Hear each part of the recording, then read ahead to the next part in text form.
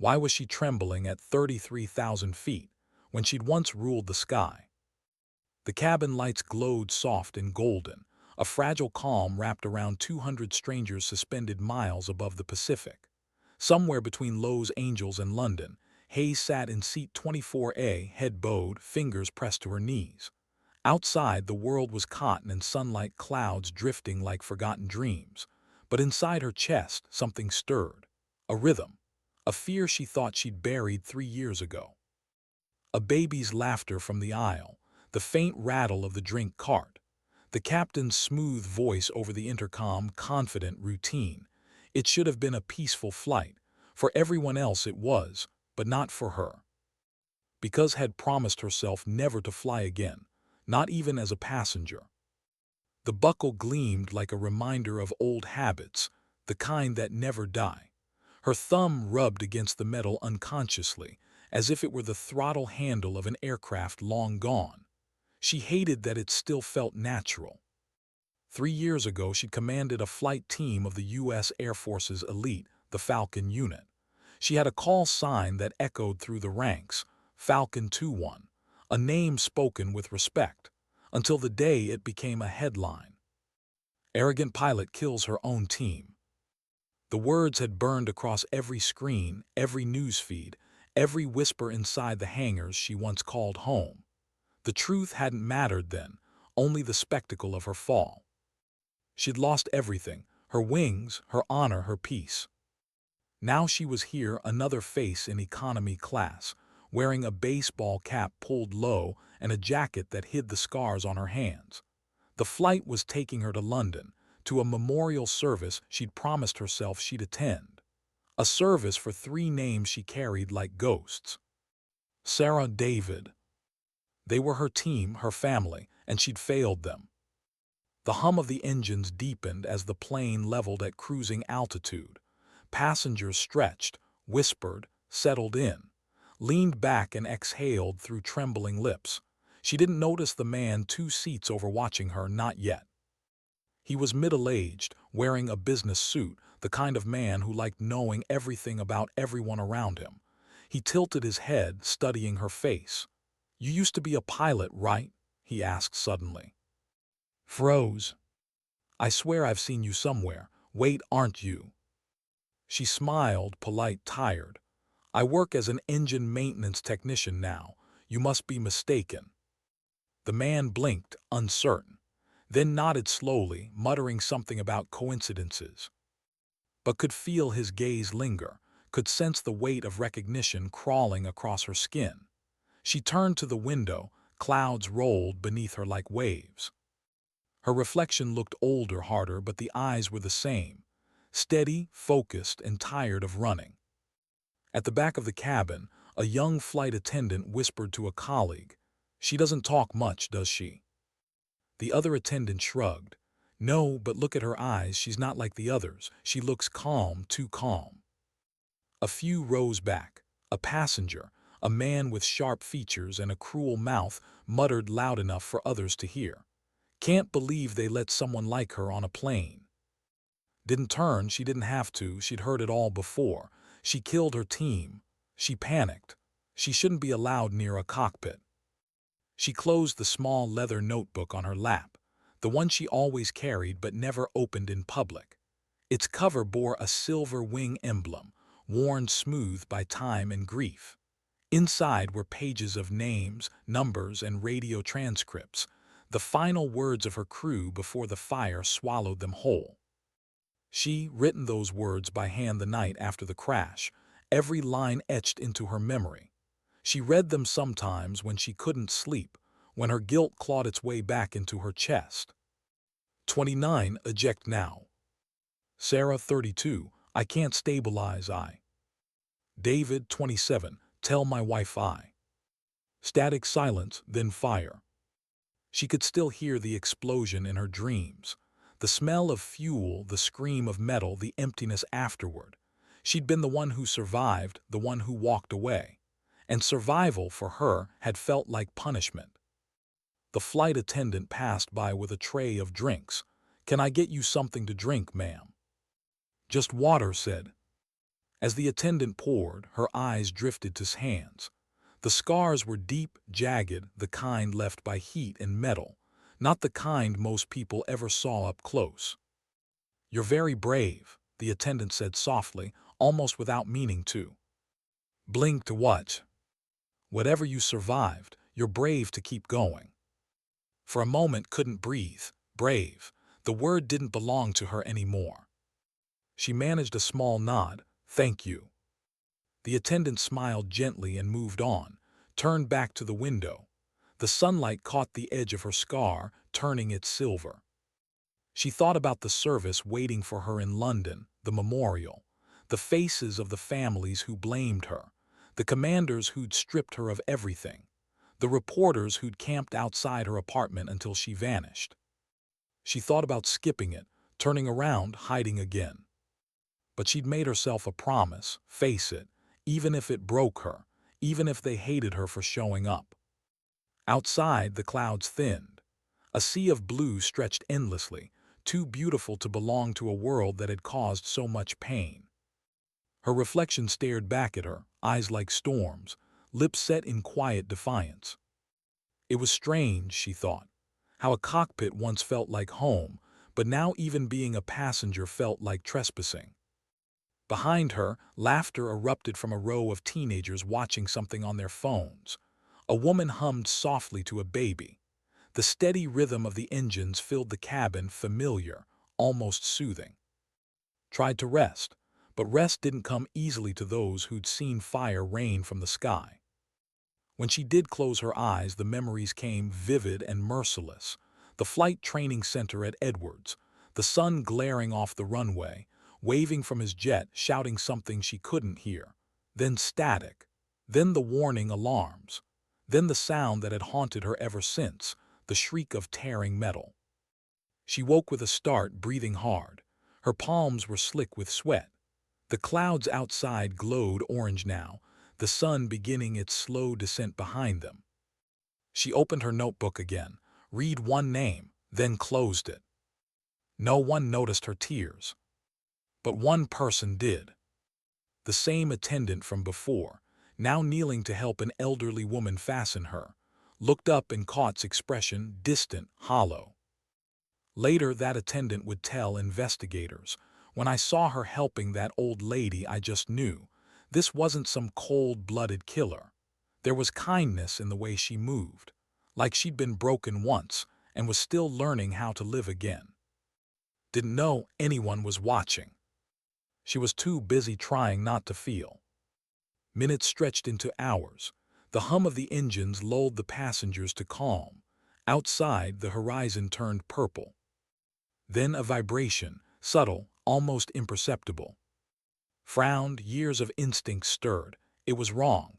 The frequency, the rhythm, something didn't belong. She straightened, listened, waited. Nothing. Her heart wouldn't slow down.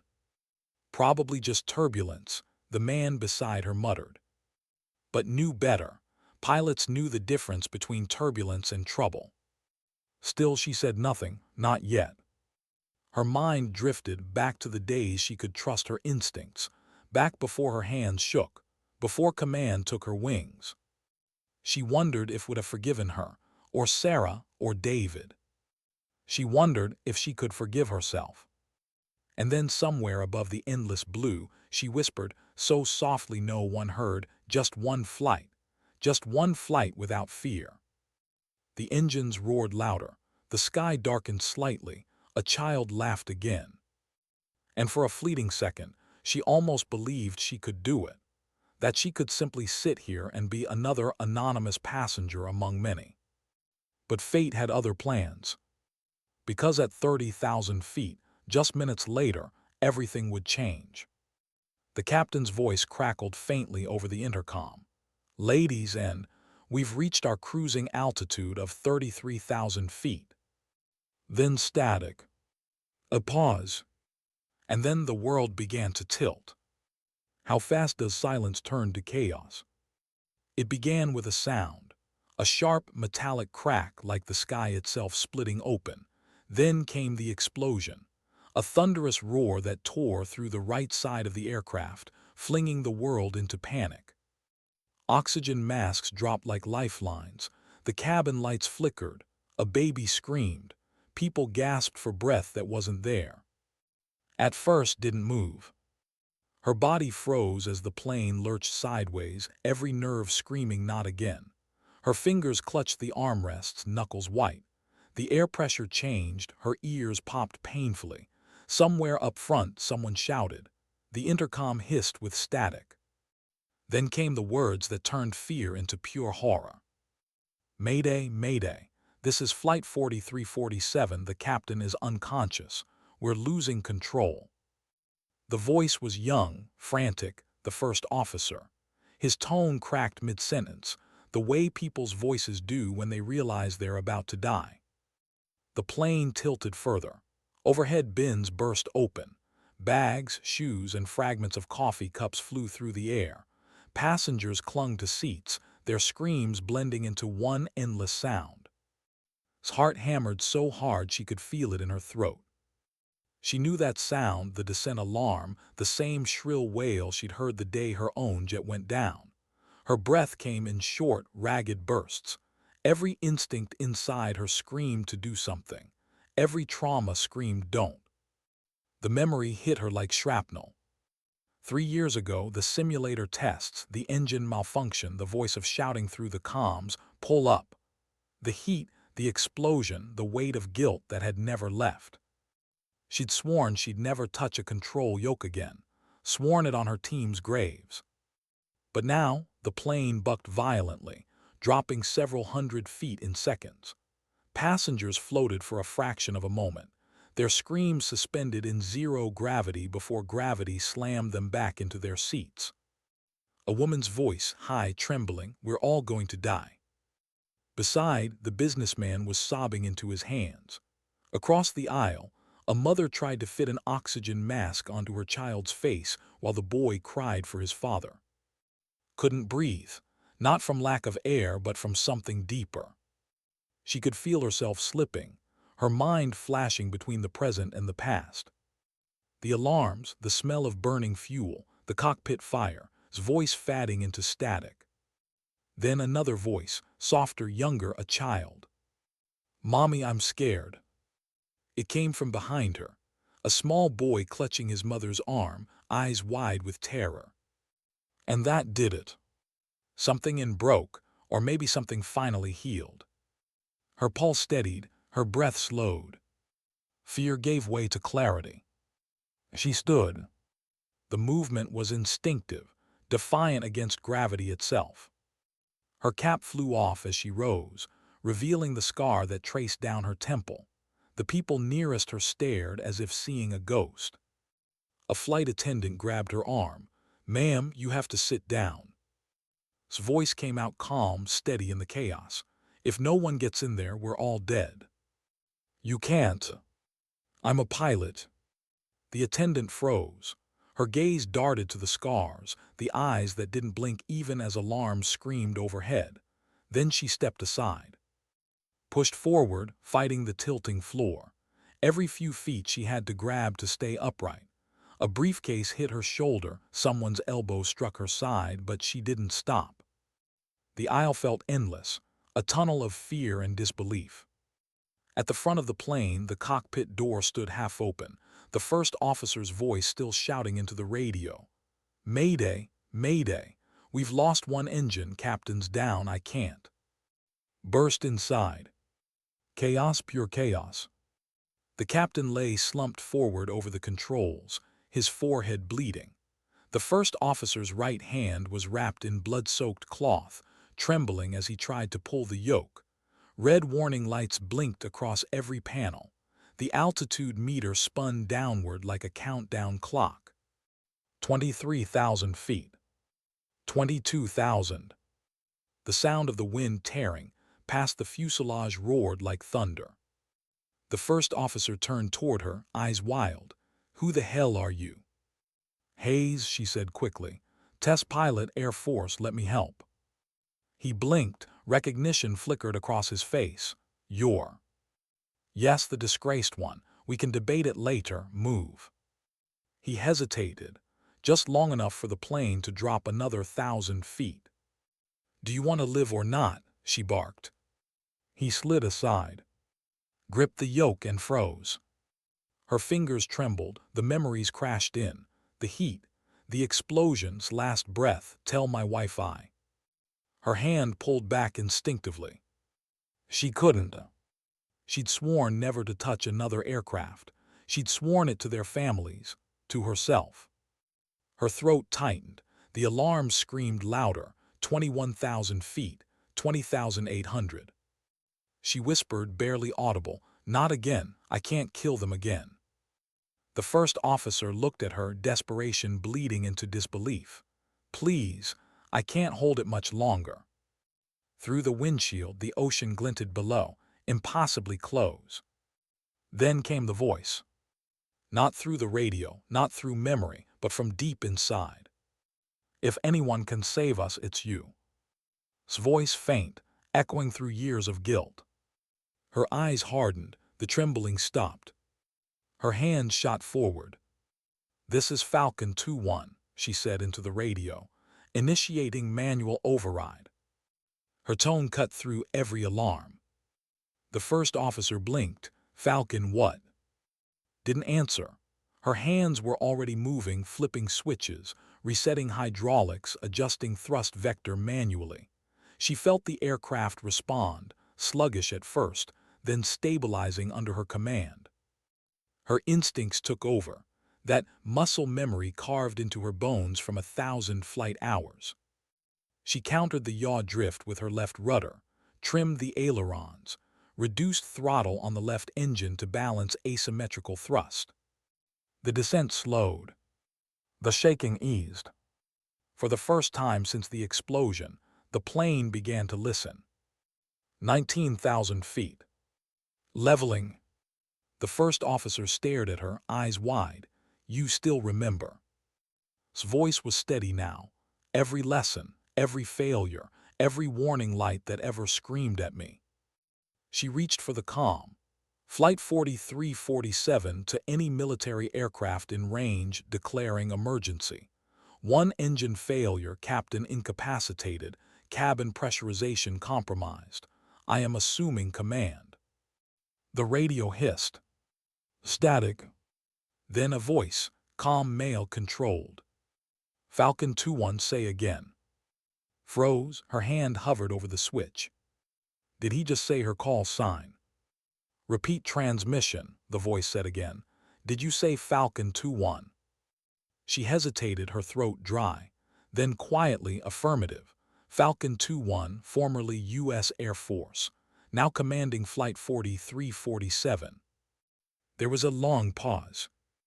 Then the voice whispered, almost to himself, "My God, she's alive."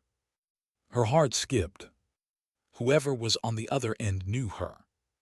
She glanced at the first officer. "Keep your heading steady, hold the climb rate." The radio crackled again, now clearer. "Falcon 2-1, this is Raptor 4. We're the F-22 escort team patrolling your sector, confirming visual contact in approximately 4 minutes. F-22s, military escort, her old world, the one that had cast her out." His lips tightened. "Copy that, Raptor 4. We have one engine down, flight control partial, hydraulics at 60%, attempting to stabilize." "Understood, Falcon 2-1. Stay with me. We're on your 6." In the distance, above the endless ocean, 2 silver darts sliced through the clouds, sleek, fast, deadly. The F-22 Raptors fell into formation, one on each side of the crippled jet, their wings glinting like guardian angels. Inside the cabin, passengers who had been screaming now sat in stunned silence, staring out the windows at the fighter jets flanking them. Some prayed, some cried, some simply whispered, "We're saved." But knew better, they weren't saved, not yet. She adjusted pitch trim, easing the nose level. The controls resisted, hydraulics still weak. Sweat ran down her temple. The first officer winced, clutching his injured hand. How are you doing this?" She didn't look at him. "Training and regret." He stared. "Regret." She exhaled shakily. When you spend 3 years replaying every mistake you ever made, you learn a lot about what not to do next time. Her tone was calm, but her hands were shaking now, not from fear but from adrenaline. She pressed the push-to-talk button again. Raptor 4, I need vectors for nearest emergency runway. We've lost navigation systems. Copy Falcon 2-1, stand by for data link. Then a new voice broke in, deeper, older, authoritative. Falcon 2-1, this is Brigadier General. His chest tightened. She hadn't heard that voice since the court hearing. General, she said quietly. 3 years ago, we reviewed the black box data from your accident. We found the cause. It wasn't pilot error. The fault was systemic, 17 failures in the vectoring control. You were right. Her hand froze mid-motion. You mean? It wasn't your fault. We cleared your name 6 months ago. We've been trying to find you. For a second, the cockpit blurred, tears stinging her eyes. 3 years of guilt, 3 years of exile, 3 years of believing she'd killed them. And now the truth. She swallowed hard, her voice barely held steady. Then why tell me now? Because, Falcon 2-1, you're saving 200 lives, and you deserve to know the truth while you do.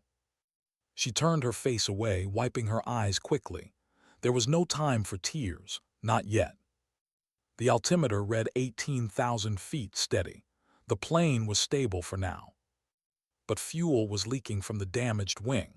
They had maybe an hour, maybe less. Her jaw set. Raptor 4, this is Falcon 2-1. We're stable but low on fuel. Requesting escort to Edwards Air Force Base. Copy that, Falcon 2-1. Course plotted. Welcome back to the sky. The line went quiet. For a long moment, the only sounds were the engines, the steady beep of the altimeter and its own heartbeat. Then she whispered, not into the radio but to herself, welcome back. Outside the cockpit, the sun broke through the clouds, golden light pouring into the cabin.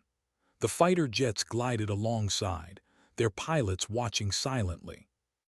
Inside, Hayes, the pilot the world once condemned, sat with her hands on the controls again. And for the first time in 3 years, the sky listened to her. How do you fly when the sky that once loved you became the reason you fell?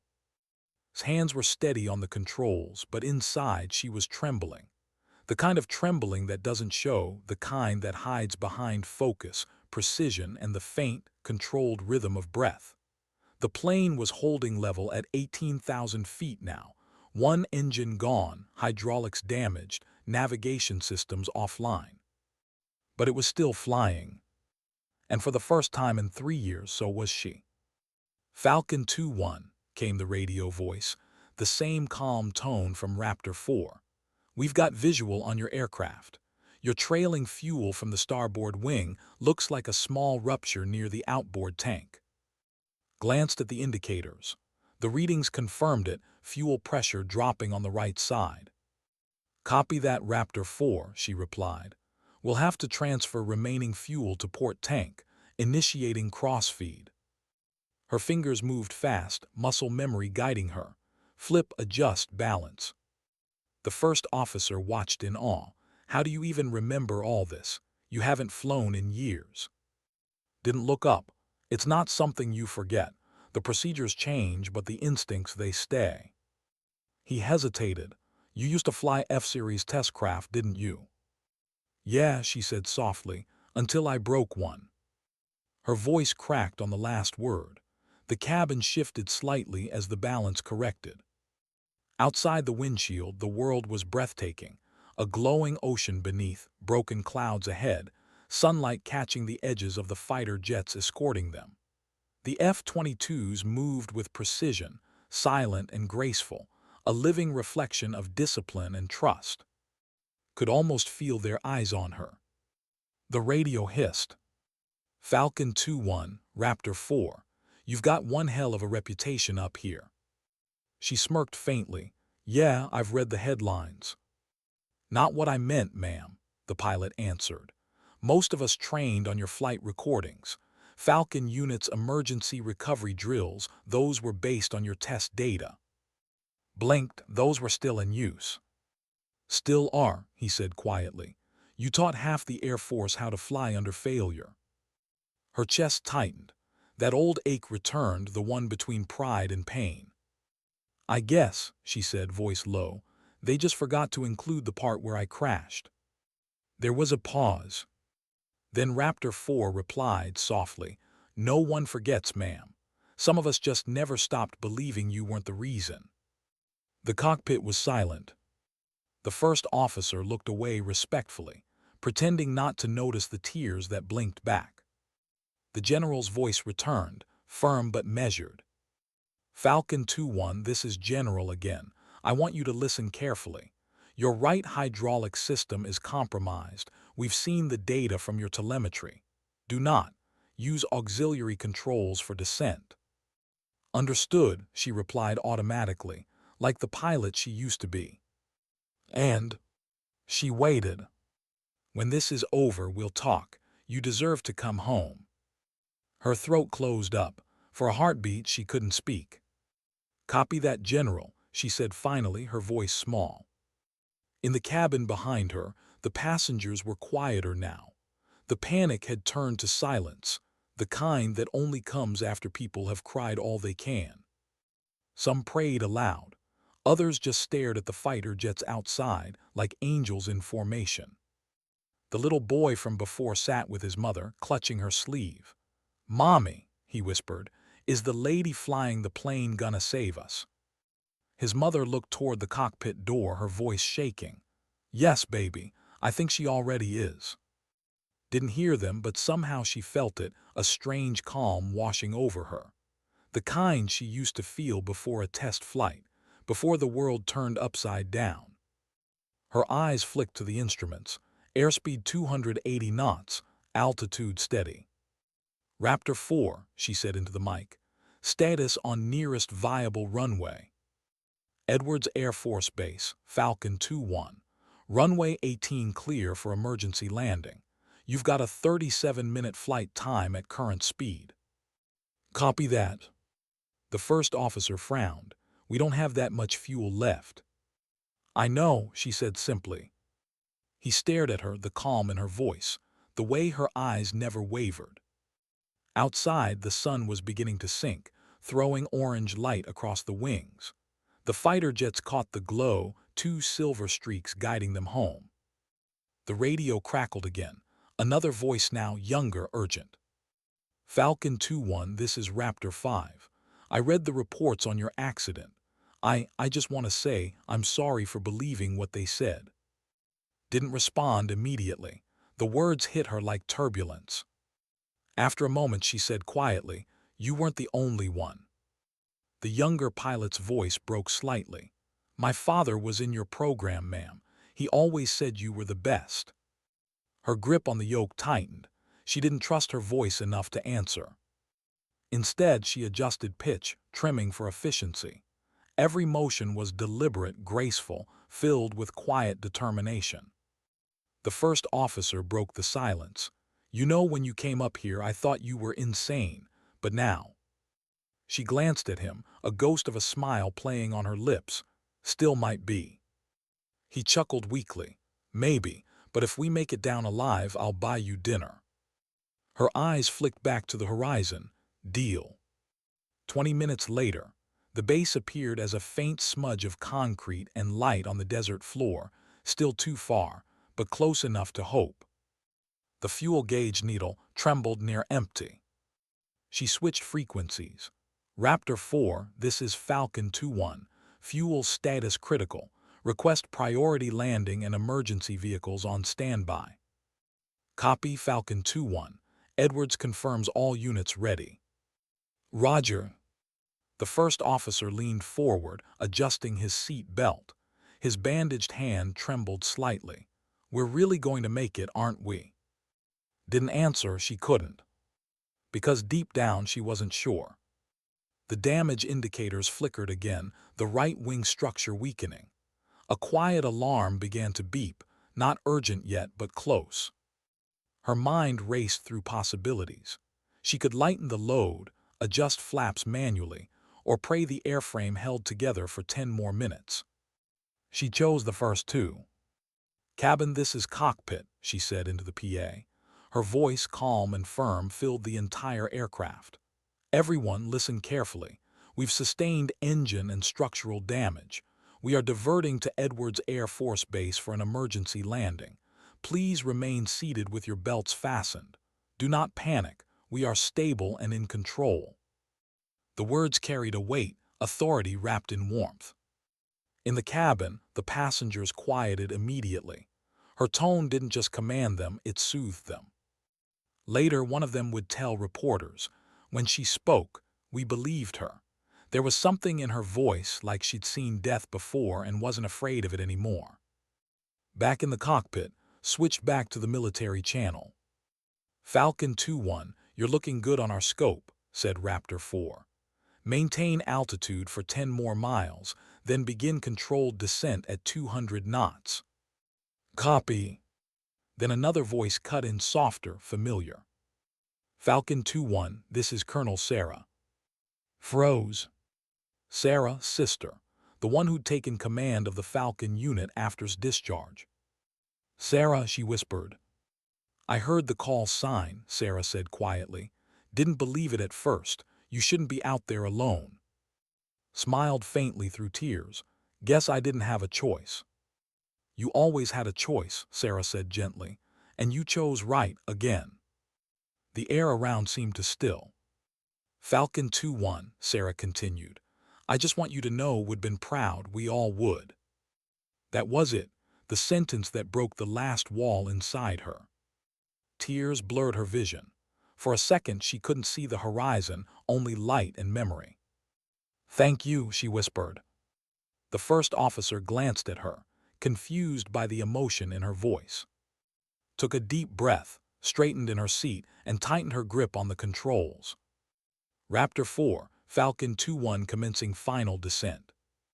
"Copy that, you're cleared all the way." The descent began, slow, deliberate, graceful. The damaged wing groaned in protest but held. Through the windows, passengers watched as the desert floor rose to meet them.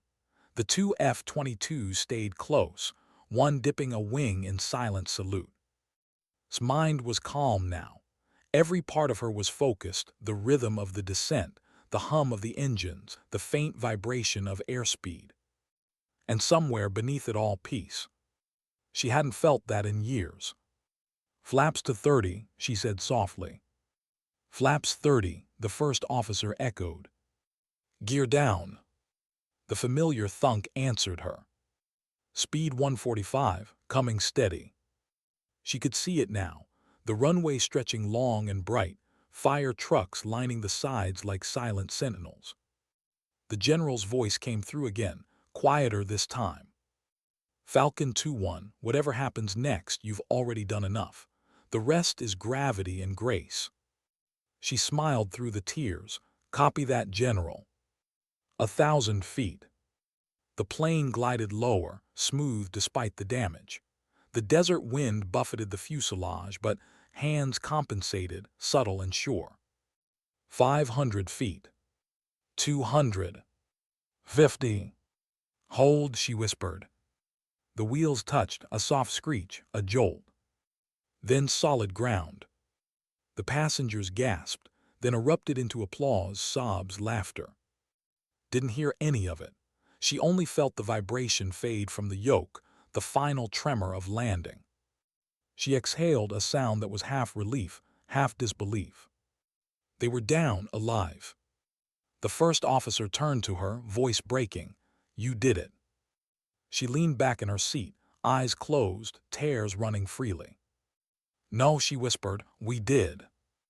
Outside, the F-22s streaked past overhead in formation, their shadows crossing the runway like wings of light.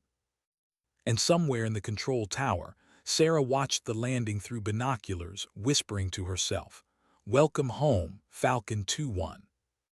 What happens when the world stops screaming, and only silence remains? For a long moment, there was nothing but the hum of engines winding down. The world seemed suspended between two heartbeats, one belonging to fear, the other to relief. The airliner rolled to a stop on the tarmac of Edwards Air Force Base.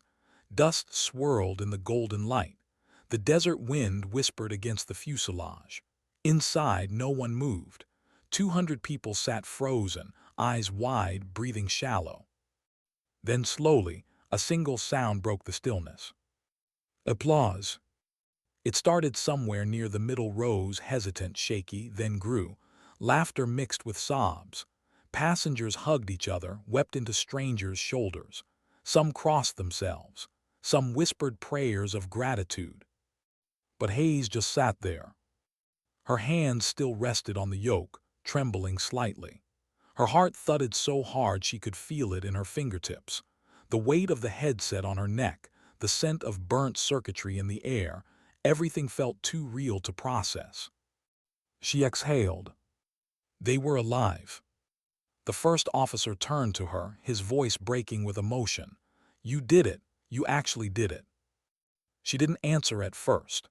Her eyes drifted across the windshield to the long stretch of concrete, the waiting fire crews, the line of figures in military uniforms standing beyond the heat haze. A shape she hadn't seen in years, familiar posture, same precision. Colonel Sarah. His breath caught.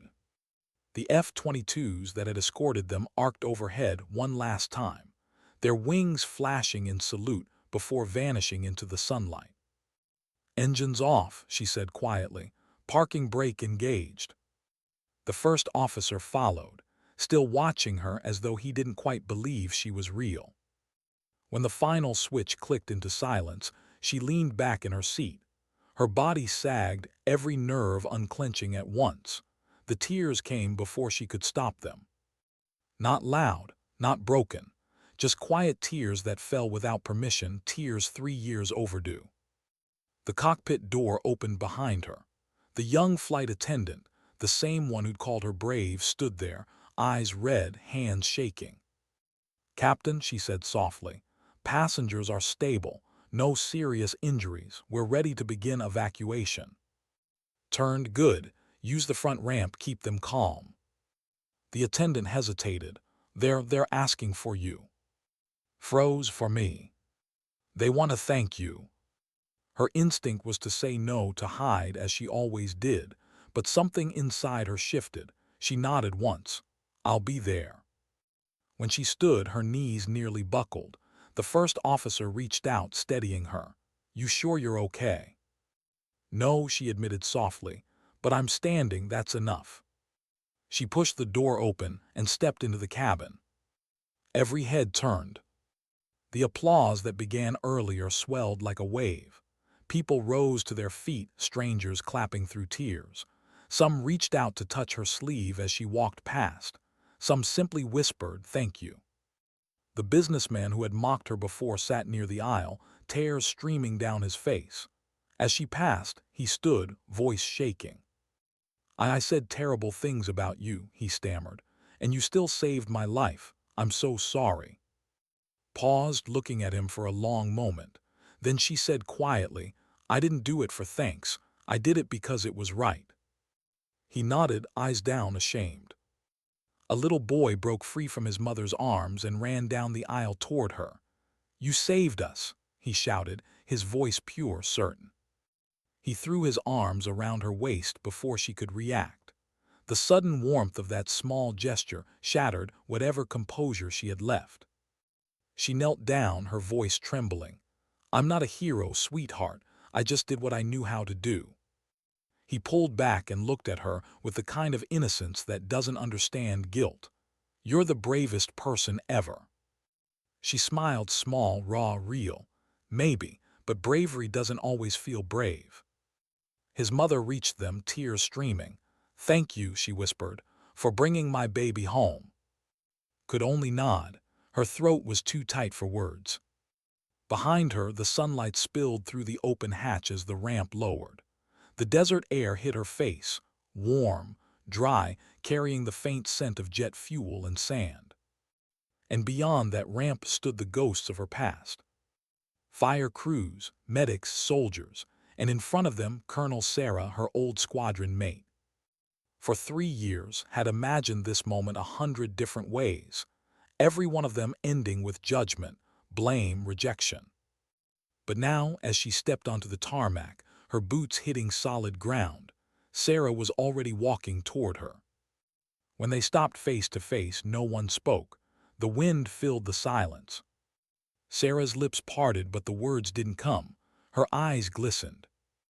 Then simply she said, "Welcome home." Broke. She didn't fight it this time. The tears came hard, racking, unstoppable. Sarah reached out and pulled her into an embrace. It wasn't gentle, it was tight, fierce, forgiving.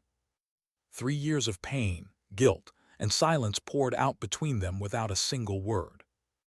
When they finally stepped back, both women were crying openly. "It's okay," Sarah whispered. "You're home now." The other squadron members surrounded them, pilots she once led, soldiers she once trained. One by one, they saluted. Straightened despite her tears, returning the salute with trembling hands. A shadow moved to her side, Lieutenant, the F-22 pilot who'd escorted her down. He stood tall, helmet under his arm. His eyes, when they met hers, held nothing but respect. "Ma'am," he said quietly, "it was an honor flying with you." His lips curved into a tired smile. "Thank you for guiding me home." "It was our privilege." Nearby, the first officer stepped off the ramp, medics immediately checking his hand. When he saw surrounded by military personnel, he called out, grinning weakly, "Remind me never to doubt a passenger again." The crowd laughed, a release of tension they didn't even realize they'd been holding. Reporters were already gathering at the perimeter, lenses glinting in the sun. Air Force officers stood by, holding them back for now, but could feel the tide turning, the story spreading faster than she could breathe. Banned pilot saves 179 passengers. The disgraced Falcon flies again. Her old nightmare was rewriting itself in real time. She watched as passengers were escorted away, some waving, some stopping to thank her again. The elderly woman she'd helped at takeoff touched his arm gently. "I knew," she said, voice trembling. "I knew you were meant to be here. You had that look, calm eyes, the kind only heroes have." Didn't know what to say, so she just smiled, soft and humble, and nodded. When the last passenger left, she stood alone for a moment, staring at the aircraft she'd just saved. The damage was visible, a gash across the wing, scorched paint near the engine, but it was still whole. Somehow she felt the same. Behind her, General approached. He was older than she remembered, grayer, slower, but his eyes were the same. He said quietly. She turned, her voice caught, "Sir, you saved them." Her shoulders dropped. "It wasn't just me, the crew, the escorts." He shook his head. "It was you, and for what it's worth, I'm sorry for everything." She blinked, confused. "Sorry. For letting you take the blame. For letting the media tear you apart before we knew the truth. We failed you, Falcon 2-1. Her breath hitched at the sound of that call sign. He continued, "The board reviewed your case after you left. The data proved you were right, system malfunction, not pilot error. You were exonerated, but you were gone. We tried to find you." "I didn't want to be found," she admitted softly. "I know," he said, "but now you have a choice. You can disappear again, or you can come home." Looked past him at the hangars, the flight line, the jets gleaming in the setting sun. She hadn't realized until that moment how much she'd missed that sound, the quiet hum of turbines, the smell of metal and oil and wind. She met his gaze. "I don't know if I'm ready." "That's okay," said gently. "The sky will wait." He left her standing there, silent still, eyes turned upward. Behind her, camera shutters clicked, voices whispered, news networks buzzed. Her name was already trending. But she didn't care. For the first time in 3 years, she wasn't running from the sky. She was standing in it. The sun dipped low, painting the world in gold. Dust swirled like memory. The F-22s taxied in the distance, their silhouettes sharp against the horizon. Closed her eyes and let the wind touch her face. Peace. She didn't know what came next, forgiveness maybe, or something quieter. But she did know one thing. Sometimes redemption doesn't arrive with fanfare. It arrives in silence, in the quiet after disaster, when the only sound left is the beating of your own heart. And sometimes dignity doesn't speak. It simply acts. What does redemption sound like? The roar of applause, or the quiet of forgiveness? By sunset, the desert sky burned orange over Edwards Air Force Base. The airliner stood motionless, its wounded fuselage gleaming under floodlights, a monument to survival. Technicians swarmed it like surgeons. Medics tended to passengers sitting on stretchers, their faces still pale but alive. Reporters pressed against the perimeter fence, microphones raised, desperate for a glimpse of the woman who had the impossible. Hayes sat on the tailgate of an emergency truck, her flight jacket open, her hands wrapped in gauze. Someone had offered her water, someone else a blanket. She'd refused both.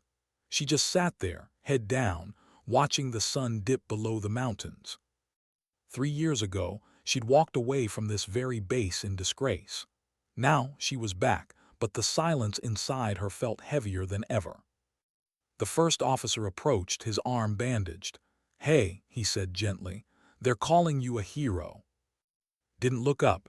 "They called me something else once." "Yeah," he said softly.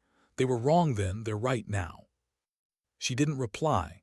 Words like hero didn't sit right. Not after what she'd lived through, not after what she'd lost. He hesitated, then said, "The general wants to see you in the command tent. Press conference, about to start." She groaned quietly, "Of course it is." He smiled faintly. "You know, most people would kill for a headline like this." "I've already been killed by one," she murmured. He didn't argue, just nodded and walked with her toward the tent. Inside, floodlights buzzed, cameras whirred, microphones crowded the table like a firing squad. When she entered, the noise died instantly. The same media that had once shredded her reputation now stared in reverent silence. Every lens turned toward her, the woman the world had condemned, standing quietly under the harsh light. General stood beside her, speaking first. "3 years ago," he began, his deep voice echoing, "Captain Hayes was discharged from the United States Air Force following a test flight accident that claimed 3 lives. At the time, the cause was believed to be pilot error. We now know that was false." A murmur rippled through the room. Cameras clicked. The black box data recovered from the incident revealed multiple system failures, 17 in total, including a complete malfunction of the thrust vectoring system. Captain Hayes had no way to prevent the crash. Her actions saved as many lives as physics allowed. She did not fail her team. She was failed by her equipment and by us. The air hung thick with silence. Turned toward her. Today, she saved 179 passengers and crew aboard Flight 4347, guiding a crippled aircraft to a flawless emergency landing at Edwards. For that, and for the truth long overdue, the United States Air Force formally clears her of all prior charges and restores her rank and honors, effective immediately. The applause that followed was thunderous, not polite, not staged. It was raw, cathartic, human. Didn't move, didn't speak. She just stood there, hands clasped behind her back, eyes glistening. When the noise finally subsided, a reporter near the front called out, "Captain Hayes, how does it feel to be vindicated after all these years?" She looked up, the light catching the scar along her temple. Her voice, when she spoke, was soft but steady. "It feels complicated." The room stilled. "I didn't fly today to prove anything," she continued. "I didn't even want to fly again. But when you've been given the chance to save lives, you don't think about redemption. You think about responsibility." She took a slow breath. "I made mistakes. I let fear turn me into a ghost. But fear doesn't fix anything. It only keeps you grounded while the world keeps moving." Another pause. Every camera was locked on her. "I don't know if I'm a hero," she said finally. "But I know this: you can't let the world define you by your worst moment. Sometimes, you just have to take the controls again and fly." When she finished, no one spoke. The silence was more powerful than applause. General stepped forward, placing a hand on her shoulder. "Welcome home, Falcon 21." Her throat tightened. She nodded once, her lips trembling. Afterward, she slipped away quietly, leaving the reporters to chase and headlines. She wasn't here for that. Outside, the night air was cool, dry. The stars came out one by one, glittering like distant beacons. The hangar stood dark and silent, the runway stretching endlessly beneath them. Colonel Sarah waited for her near the flight line. "You handled that better than I would," Sarah said. "I wanted to disappear halfway through," admitted. "Yeah, well, disappearing's overrated." Sarah handed her a small envelope. "These came through command channels about an hour ago.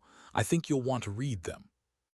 Took it cautiously. 3 letters, each marked with a familiar name. Sarah, David.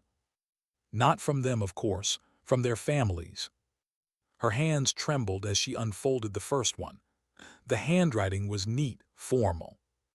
"Captain Hayes, for 3 years I hated you. I blamed you for taking my brother away. But today I watched the broadcast. I watched you land that plane. And for the first time I saw what saw in you: courage, not arrogance. Strength, not pride. He believed in you until his last breath. And after seeing what you did today, I finally do too. Thank you for bringing others home, even when you couldn't bring him." Sarah's tears fell freely now, landing on the paper. She opened the next one, from Sarah's parents. "We believed what the world told us. We were wrong. We want to meet you, not to accuse you but to apologize. Please give us that chance." She pressed the letter to her chest, eyes squeezed shut. The last one, from David's brother. "My brother used to say, if anything ever happens to me, tell she was the best pilot I ever flew with. I never believed him, not until today. Thank you for honoring his memory by saving others the way you tried to save him." Folded the letters carefully, like sacred things. When she looked up, Sarah was watching her, not as a superior officer but as a friend. "They all know the truth now," Sarah said gently. Nodded, her voice a whisper. "It's not supposed to hurt this much." Sarah smiled faintly. "That's how you know it's real." They stood there for a long time, 2 silhouettes against the stars, soldiers bound by memory, loss, and something greater: forgiveness. By morning, the story had spread across every screen in the world. Band pilot saves 179 lives. Falcon 21 vindicated. The truth that took 3 years. Clips from the cockpit recording circulated online, her calm voice giving commands. The moment she said, "This is Falcon 21 initiating manual override." People reacted not to the action but to the emotion, the tone, the quiet strength of someone who had every reason to stay silent and chose not to. Within 24 hours, the Air Force's official channels released a statement. "After thorough investigation, Captain Hayes has been fully exonerated. All disciplinary actions are expunged from record. Her service is reinstated with full honors." Messages flooded in from around the world. Some were from strangers: "You made me believe in redemption again." Some from pilots: "Your emergency landing is being added to our flight safety curriculum." And one from a young woman named Jennifer Martinez. "My sister was on that flight. She says you promised everyone they'd be okay, and you kept that promise. Because of you, she's alive. Thank you." Read that one twice. She was sitting in a borrowed office by then, still in her flight uniform, hair messy, eyes tired. The desert outside glowed with morning light. For the first time in 3 years, she allowed herself to breathe without guilt. Sarah appeared at the door holding a digital tablet. "They're reinstating you," she said simply. Blinked. "You're serious?" Chief Test Pilot, Edwards Air Force Base. Full rank, full honors. Laughed softly, shaking her head. I don't know if I can do that again. Sarah smiled. You don't have to decide now, but they want you back, we all do. Looked down at her hands, the same hands that had failed once, saved hundreds later. Maybe it's time, she whispered. Sarah placed a hand on her shoulder. You don't need to be perfect, you just need to keep flying. Outside, the jets roared to life, a new day rising over the desert sky. Turned to the window, the sunlight washing over her face. The same sky that had once taken everything from her, now felt like home again. And somewhere deep inside her, beneath the pain, beneath the years of silence, something finally let go. Not because the world forgave her, but because she finally forgave herself. How do you return to the sky that once broke you? 6 months later, dawn stretched pale gold across the Mojave Desert. The air at Edwards Air Force Base shimmered with heat and memory. Engines whined in the distance, crisp against the silence of early morning. Hayes stood on the tarmac, a silhouette against the rising sun. Her flight suit was freshly pressed, the same insignia stitched across her shoulder, Falcon 21. The same patch she had torn off 3 years ago. Now it felt different, not a badge of pride, not even redemption, just truth. She'd spent months in debriefings, therapy, and solitude. For a while, she'd thought about walking away again, finding a quiet place by the ocean, living nameless and unseen. But each time she looked up, the sky called her back. Not with glory, not with forgiveness, with purpose. And purpose was something she understood. Colonel Sarah walked toward her, tablet in hand, boots crunching over the concrete. You're early, she said with a faint smile. Couldn't sleep. First day nerves. Smiled softly, something like that. Sarah handed her the tablet. Your class roster, 23 cadets, all top of their program. Every single one requested to train under you specifically. Scrolled through the names. So young, so eager, so certain that courage was something you just decided to have. 23, she murmured. That's a lot of responsibility. Sarah's tone softened. They've read everything about you. They know your story. Stomach turned slightly, the news version. No, Sarah said, the real one. That surprised her, and they still want to learn from me. They don't want perfect, Sarah said gently. They want honest, and that's you. Looked back toward the sky. I used to think strength meant never breaking. Sarah followed her gaze. Maybe strength means learning how to fly with cracks. For a moment, neither of them spoke. The desert wind tugged at their flight suits, the sound like distant applause. Finally, Sarah said, You ready? Nodded slowly. Yeah, I think I am. The hangar doors slid open with a metallic groan. Inside, 2 sleek trainer jets waited, their canopies gleaming in the light. Mechanics moved quietly around them, checking panels, testing hydraulics, performing the rituals had once done in silence. She walked down the line of aircraft, fingers trailing lightly along their cold metal skins. Each one represented a life about to begin, a story waiting to take flight. At the far end, she stopped beside one marked with fresh paint, Cadet Trainer 3. A small detail near the cockpit caught her eye, a painted emblem, a silver wing. The same symbol etched on her notebook. Who painted this? She asked a passing mechanic. One of the cadets, he said it was for good luck, inspired by you.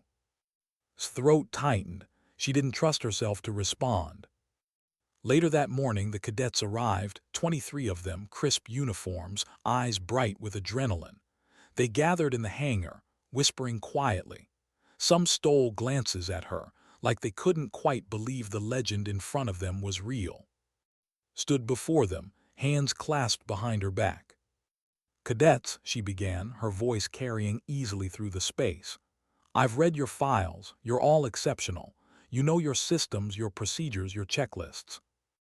A few smiled proudly. But I'm not here to teach you how to fly. Confused looks rippled through the group. I'm here to teach you how to fall and still fly again. Silence, every cadet froze, hanging on her words. Paced slowly in front of them. You've read about me, you've seen the footage, you probably have opinions about it. She stopped, meeting their eyes one by one. I was blamed for an accident that wasn't my fault, but for years I believed it was. I carried that weight until I almost forgot who I was. Her voice softened. You will all face moments when everything you trust fails, your instruments, your instincts, maybe even yourself. Those moments don't define you. What you do next does. A young cadet, barely 20, raised her hand hesitantly. Ma'am, how did you keep going? Paused, the question landing deeper than the girl knew. I didn't, she said honestly. Not for a while. I stopped flying, stopped living. But one day I realized if you quit because of pain, you give it power. So I got back in the sky, not because I stopped being afraid, but because I decided fear didn't get the last word. The room was silent. The cadets stared at her like she just told them the secret of flight itself. Smiled faintly. All right, she said, breaking the tension. Who's ready to actually touch the controls? Laughter, soft, nervous, spread through the group. The day unfolded under the desert sun. Cadets ran simulations, learned emergency drills, practiced communication protocols. Watched, guided, corrected, not with harshness but with patience. She saw herself in their wide eyes, their eagerness, their stubborn confidence. And for the first time in years, she felt something she hadn't felt since before the crash. Hope.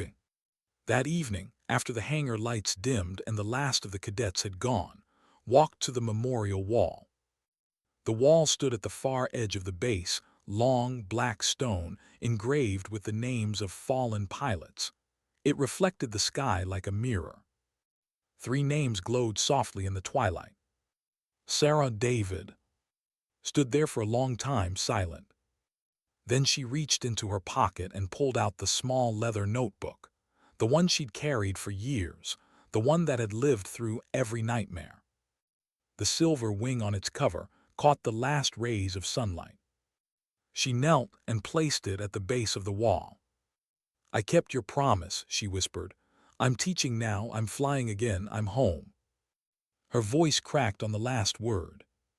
She rested her hand on the cold stone. I'll make sure they remember you, all of you, the way you deserve to be remembered. For a moment she thought she felt the desert wind change, a soft rush, like distant laughter. Maybe it was imagination, or maybe the sky was listening. She stood wiping her tears. The sunset painted the world in gold, fire, and quiet grace. Behind her, the lights of the base flickered to life. The jets on the runway gleamed like silver ghosts. As she turned to leave, something caught her eye, a young cadet standing a few yards away, at attention. Captain Hayes, the cadet said, nervous but determined. Nodded, at ease, cadet, what's your name? Jennifer Martinez, ma'am, she said quickly. I'll be in your class tomorrow. Smiled faintly. Nice to meet you, Martinez. What brings you out here? Jennifer hesitated, then stepped forward. My sister was on flight 4347. Blinked, your sister. She told me what you did, Jennifer said softly. How calm you were, how you promised everyone would be okay and you kept that promise. His throat tightened. She made it home safely, that's all that matters. Jennifer nodded. Then she pulled something from her pocket, a small box. She wanted me to give you this. Inside was a silver wing pin, tarnished but whole. His breath caught. It was hers, the same one she'd removed the day she was discharged. I thought I lost this, she whispered. Jennifer smiled. It fell under the captain's seat. My sister found it after the landing. She's been holding on to it, waiting to return it. Stared at the pin resting in her palm. For 3 years it had been missing, just like her purpose. Now both had found their way back. Jennifer saluted. Ma'am, I chose to become a pilot because of you. Blinked, stunned, Because of me. Yes, ma'am, because you showed the world that mistakes don't define us. Getting back up does. Smile was quiet, genuine, and for the first time in years, full. Then I'll see you in class tomorrow, cadet. Yes, ma'am.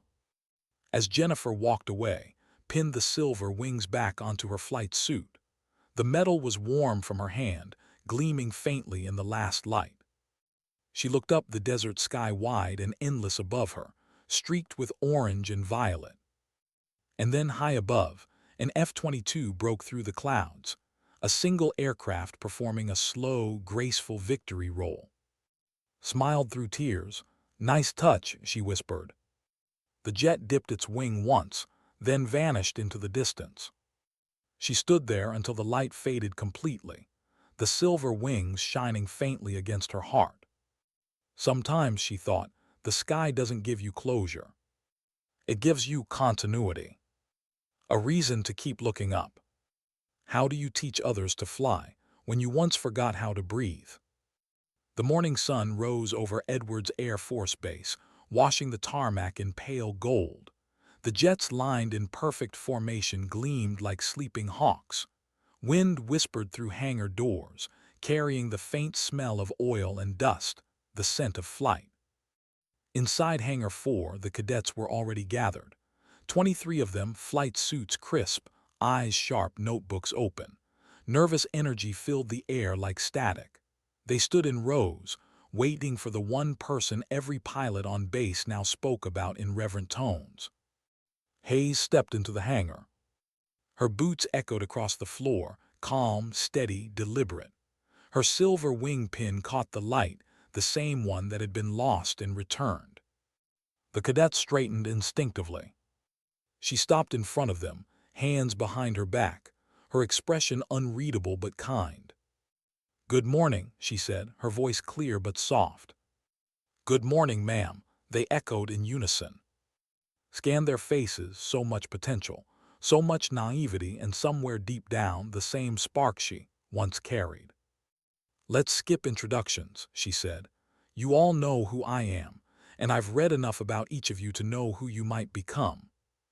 A nervous chuckle rippled through the room. "I'm not here to build heroes," she continued. "I'm here to build pilots. Heroes think they're invincible. Pilots know they're not." That silenced the laughter. She began packing slowly before them, her tone even.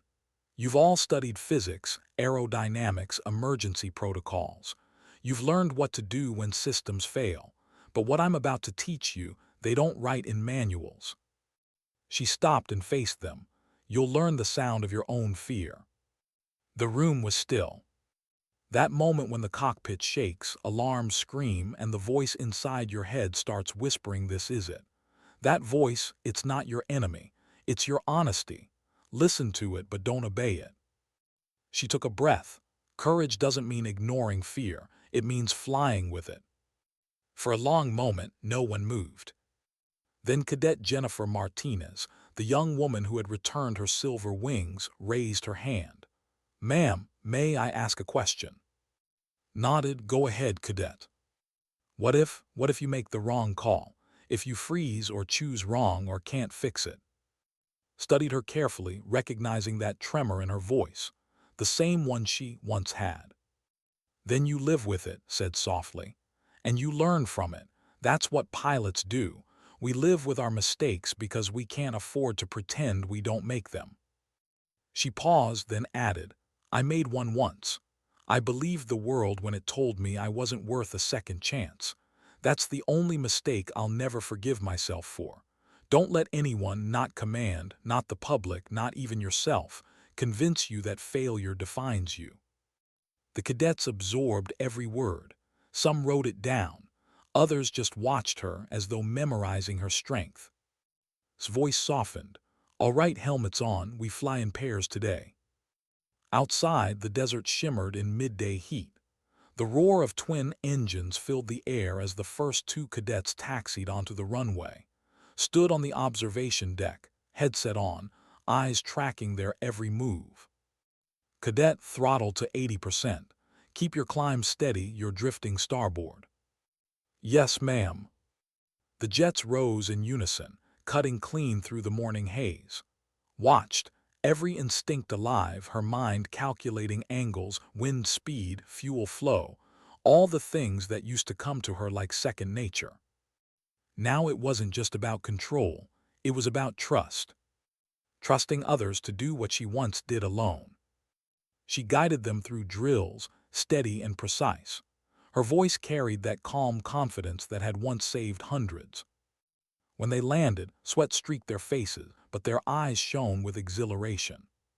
Smiled faintly, "You didn't die, good start." They laughed, the tension breaking instantly. Jennifer Martinez was next to fly. Watched her climb into the cockpit, hands trembling slightly as she adjusted her helmet strap. "First time's the hardest," said gently through the headset. Jennifer's voice cracked through the radio. "You still get nervous, ma'am." "Smirked every damn time." Jennifer exhaled, smiling despite herself. "Copy that." Moments later, the trainer jet lifted off, sunlight flashing across its wings. Followed its ascent, graceful, cautious, determined.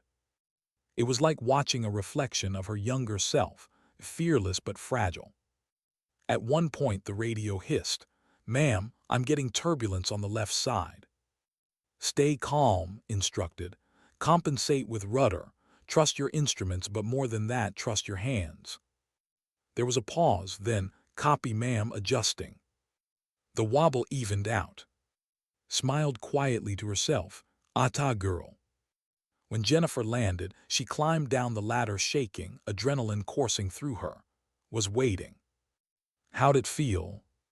Jennifer hesitated, still catching her breath. Like being afraid but free." Nodded, "That's flight." They stood side by side, watching the next pair take off. The sound of engines echoed like a heartbeat. "Ma'am," Jennifer said after a moment, "my sister told me something after the flight, the one you saved. She said when everyone panicked, you were calm. She said she felt safe because your voice never shook." His eyes softened. "It did shake, she just couldn't hear it." Jennifer smiled faintly. "She said that moment changed her life. It changed mine, too." Turned to her. "Then make sure you earn it, cadet. Every time you fly, remember you're responsible for every soul that trusts you with their sky." Jennifer nodded firmly, "Yes, ma'am." For a second saw the fire in her eyes, the same kind she once saw in Sarah, in David. The same kind she thought had died with them. Maybe it hadn't. Maybe it had just been waiting for someone new to carry it forward. That night the base was quiet. The sky was a tapestry of stars. Walked along the runway, hands in her pockets. The world around her hummed with the low rhythm of distant engines, life continuing endlessly. The air was cool now, soft. She reached the memorial wall again. The notebook still lay at its base, pages fluttering faintly in the wind. Someone had left fresh flowers beside it, cadets probably. She smiled. Her reflection shimmered on the polished surface, older, calmer, whole. From the control tower, a soft radio transmission crackled faintly through her earpiece. One of her cadets practicing radio discipline late at night. "Tower, this is Cadet Martinez, requesting clearance for solo pattern test." Couldn't help but laugh softly. "Permission granted," she whispered, even though the mic was off. Above, a training jet took off, its lights streaking through the sky, a bright line of courage against the stars. She watched it climb, graceful and free, and realized something she hadn't allowed herself to before. This was her legacy. Not the headlines, not the fall, not even the redemption. But the people who would carry her lessons, the ones who'd keep the sky honest. Her voice would fade someday. Her name might too. But what she taught, that resilience, that humanity, would keep flying long after she was gone. The thought filled her chest with something deeper than pride. Peace. Later, back in her quarters, she set her silver wing pin on the table beside her bed. The moonlight glinted off it, soft, steady. She picked up her journal, a new one this time, its first page blank. She began to write. Flight isn't about control. It's about surrender, trusting that even when you fall, the sky will still catch you. She paused, smiled, and closed the book. Outside, the engines roared again, a training sortie beginning at midnight. Her cadets, her future. She turned off the light, letting the sound lull her into calm. And for the first time in years, she slept without dreaming of falling. How do you say goodbye to the sky when it finally forgave you? 1 year had passed since Flight 4347.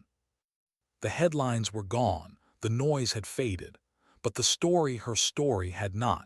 It had become something larger than news. It had become memory. On this day, the wind at Edwards Air Force Base carried the hum of jets and the faint murmur of thousands of people gathered on the open runway. A memorial ceremony, part tribute, part reunion, part quiet promise. Rows of Air Force cadets stood in formation. Veterans lined the edges. Families of those she had once lost, Sarah, David, were there too. And at the center of it all stood Hayes, wearing her flight suit and silver wings. The same wings that had once been stripped away. The same sky that had once condemned her now waited above, clear, endless, merciful. Colonel Sarah stepped to the microphone first. Her voice carried across the crowd. A year ago today, this base watched a miracle. A woman who'd been silenced found her voice again, and in doing so, she gave it back to all of us. She turned to and smiled. Captain Hayes reminded us that courage isn't loud. Sometimes it's quiet. Sometimes it's the sound of someone whispering, "I'll try again." Applause rippled through the air, gentle, respectful. When it died down, Sarah motioned for to step forward. Hesitated for half a breath, then walked to the podium. Her boots echoed softly. The desert wind lifted the ends of her hair. The crowd quieted. She looked at them not as an audience but as witnesses, to pain, to truth, to survival.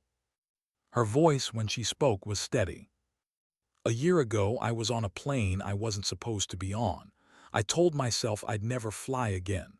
I told myself I didn't deserve the sky. But when everything started falling apart, I realized something. You don't choose when you're needed. The moment chooses you. A long pause, the wind filled it. For 3 years, I believed the worst about myself. I believed I'd failed my team. And when the world agreed, I let it bury me. But guilt, she said softly, is not truth. It's gravity. You can't live under it forever. Her gaze lifted toward the horizon, where 2 jets waited for ceremonial flight. To the families of Sarah and David, thank you. You carried pain that should have been mine, and still, you found grace to forgive. I can't give you back what was lost, but I can promise their names will fly with every student I teach.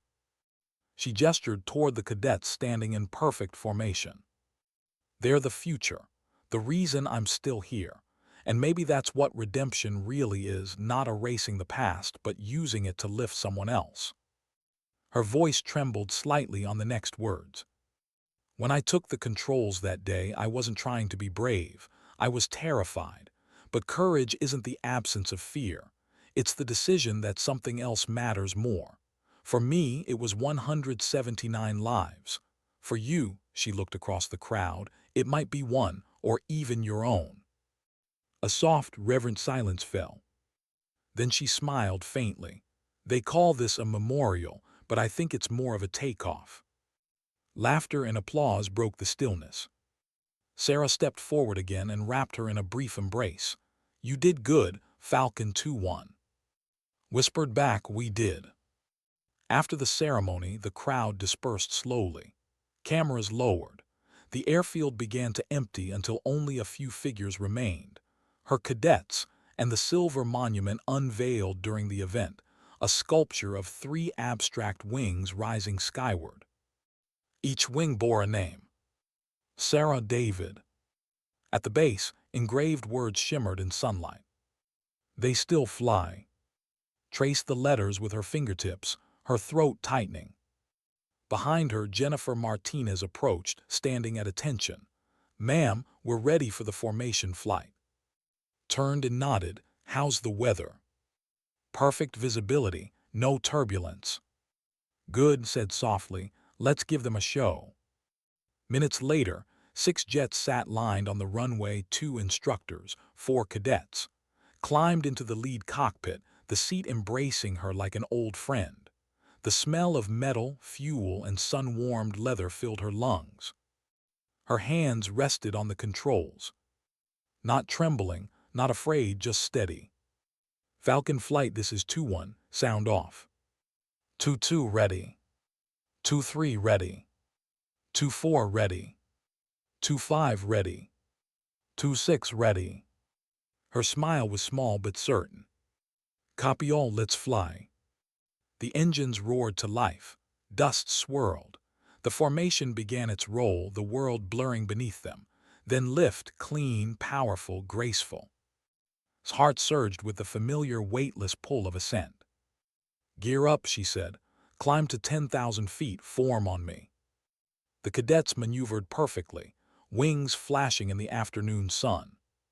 Through the radio, one of them whispered almost to themselves, "This is beautiful." Smiled, "It always is." They reached altitude, sunlight scattering across the canopy. Below, the desert looked endless, a mirror of all the things she'd lost and found again. "Cadets," she said over the comms, "we're flying in a tribute formation. Keep your spacing. Remember, it's not about precision, it's about respect." The jets arced gracefully into the sky, climbing higher, forming 3 trails that split, then rejoined the missing man formation, honoring fallen pilots. The pattern etched across the blue like a heartbeat drawn in vapor. On the ground, the crowd watched silently. Families lifted their faces, children pointed, veterans saluted. In the cockpits, eyes filled. "Sarah, David," she whispered, "we're still flying." As the formation completed its final pass, one jet broke upward, Jennifer Martinez's aircraft, slicing through the others and soaring straight into the light. His voice softened, "Perfect, just perfect." She felt it then, not guilt, not grief, but something lighter, like forgiveness wearing wings. Later, after the jets had landed and the noise faded again, walked alone down the runway. Her helmet hung loosely at her side. The air was cool now, the sky painted in the orange of evening. She stopped midway and looked up, the contrails of the tribute still visible, stretching toward infinity. Footsteps approached behind her. It was Jennifer, still in her flight suit, eyes bright. "Ma'am, that last maneuver, I felt it." Smiled, "Good, you're supposed to." Jennifer hesitated. "Do you ever think about what's next, after all this?" Looked at the horizon. "Next, maybe teaching, maybe flying until they tell me to stop." Jennifer tilted her head. "And after that?" Thought for a moment. "After that, I hope I've taught enough people to keep the sky honest." Jennifer nodded slowly. "You already have." The young pilot saluted, returned it crisp and proud. "Dismissed, cadet," she said gently. Jennifer walked away, leaving her alone with the wind and the faint echo of engines somewhere far beyond sight. That night the base was quiet again. The desert cooled under a wide, moonlit sky. In her quarters sat at her desk, the silver wing pin resting beside her. She opened her new journal, flipped to a blank page and wrote slowly. "If the world tells you you've fallen, remember, gravity is only half the story. The rest is lift." She paused, reading it once more. Then she closed the book and leaned back. The hum of a jet passing overhead made her glance toward the window. The light of its afterburners streaked across the sky, a brief flame, then gone. Her reflection smiled faintly in the glass. The past was behind her. The sky was no longer an enemy. It was home. Months later, a documentary team visited the base. They asked for interviews, footage, hero shots, declined them all politely, firmly. But when the director asked for a voiceover quote to end the film, she agreed. Her voice, low and steady, filled the final scene. "People think redemption is a second chance. It is. It's the moment you stop waiting for one." The music swelled, soft piano and distant strings. Sometimes life takes everything from you, your honor, your name, your faith in yourself. But if you keep going, if you choose to act instead of run, something beautiful happens. The world remembers who you really were, and so do you. The camera panned up to the endless sky over Edwards. Contrails crossed like threads of memory. And if you ever forget that strength isn't loud, look up. Because somewhere, someone is flying not for glory, not for revenge, but for grace. A beat of silence. Then her final line, almost a whisper. Sometimes dignity doesn't speak, it simply acts. Fade to black. The last frame lingered, a simple image. Her silver wing pin resting on the memorial wall beside the leather notebook, illuminated by morning sunlight. And beneath it, a handwritten note in her familiar script. They still fly.